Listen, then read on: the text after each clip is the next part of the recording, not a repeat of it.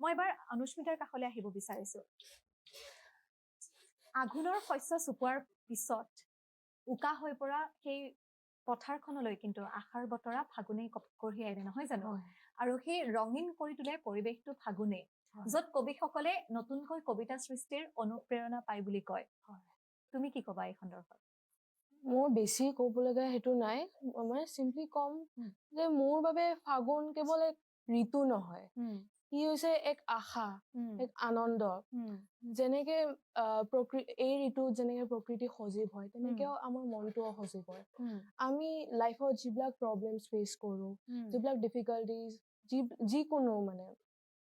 তো সেই ফাগুনে আমাক এটা নতুন হোপ দিয়ে এটা নতুন আশা দিয়ে যাতে আমি কামটো আগুৱাই যাওঁ সেইটোৱে মোৰ মন্তব্য ফাগুনৰ আৰু বহু কবিয়ে এই ফাগুনক লৈ কবিতা সৃষ্টি কৰিছে হয়নে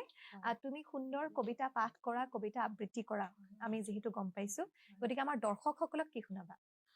হয় মই এনে ইংৰাজী কবিতা বনাও কিন্তু প্ৰথমবাৰ মই অসমীয়া কবিতা এটা প্ৰয়াস কৰিছো গতিকে মই দৰ্শকসকলৰ সেই কবিতাটো আবৃত্তি কৰিবলৈ বিচাৰিছো ঠিক আছে কবিতাৰ শিৰোনাম এটি পচোৱা আৰু ৰিক্ত হৃদয়ৰ ফাগুন শুকান ধূলিত উৰে আজি এমুঠি স্মৃতি লগা গান ফাগুন আহিলে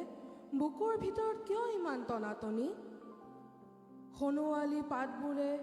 সৰিবলৈ বিচাৰিছে বিদায়ৰ অনুমতি আৰু মই বিচাৰিছো মোৰ হেৰুৱা ঠিকনাৰ ছায়া সিঁচি দিয়া মোৰ চোতালত দুপাহমান সৰা পলাশ আৰু এজাক বলীয়া বতাহ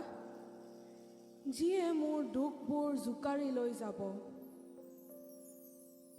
ফাগুন মানেতো কেৱল ৰং নহয় ফাগুন মানে হ'ল নিসংগতাৰ এক নীলাজ উদযাপন উকা ডালত বহি কলিটিয়ে কিয় বাৰে বাৰে সোঁৱৰাই যে সময়বোৰ গৈ থাকে পিছে ৰৈ যায় মাথো এক অজান হাহাকাৰ তুমি বিহীন ফাগুন মোৰ বাবে পলাশৰ ৰং নহয় ই যেন এমুঠি তপত চাইহে যি উৰুৱাই নিয়ে মোৰ অস্তিত্বৰ প্ৰতিটো শব্দ ধন্যবাদ